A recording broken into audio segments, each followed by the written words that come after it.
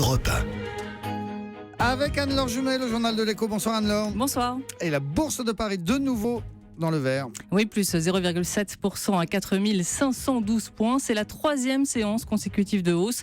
Le marché reste porté par la remontée de l'euro et par les cours du pétrole. Le chiffre du jour. $50, c'est justement le niveau dépassé aujourd'hui par le baril de pétrole. Il est repassé au-dessus de ce seuil symbolique. En février, on était à $27. Donc vous voyez le chemin parcouru en seulement 3 mois.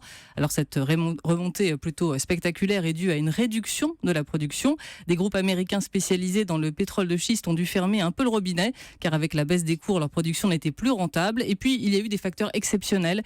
Les incendies au Canada, par exemple, qui ont entraîné une forte réduction du nombre de barils de pétrole. L'entreprise du jour. C'est McDonald's. On l'a appris aujourd'hui. Une perquisition a été menée mercredi dernier au siège français du groupe à Guyancourt dans les Yvelines.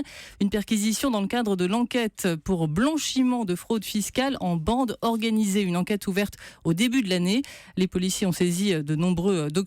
À l'origine, une plainte déposée par la magistrate Eva Joly. Elle reproche aux 13 restaurants McDo de l'Ouest parisien d'avoir organisé un système pour maquiller leurs comptes.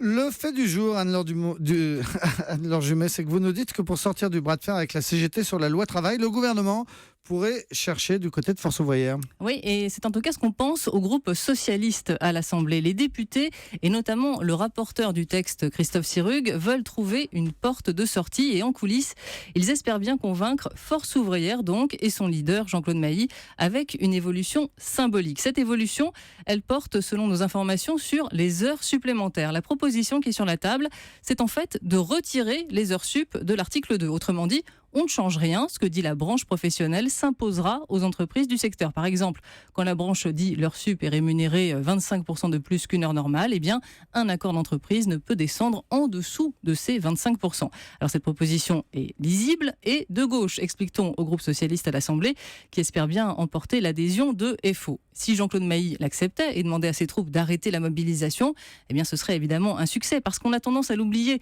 Mais des syndicalistes de Force ouvrière participent aussi au blocage.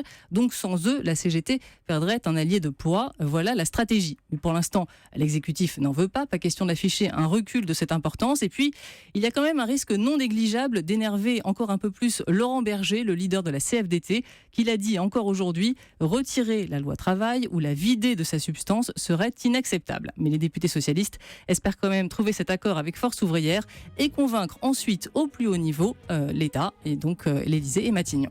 Eh bien, on va en reparler de tout ça avec Raymond Soubi, le spécialiste des affaires sociales, qui est l'invité du Club de la Presse dans un instant. Merci beaucoup, Anne-Laure Jumet.